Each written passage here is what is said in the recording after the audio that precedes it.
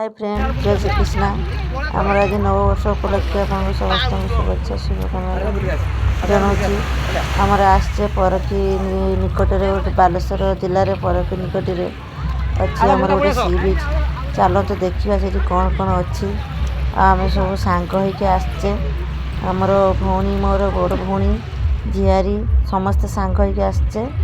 आम ये फिस्ट कले आम तो सका जाइए मंदिर जाइए से भिडटा आप देखि मु छाड़ी तापर एठिक आसीचे बुझापाई कौन अच्छी देखा। आपण भी आसतु सी बीच के आसतु बहुत सुंदर होती देखु आपको भल लगे।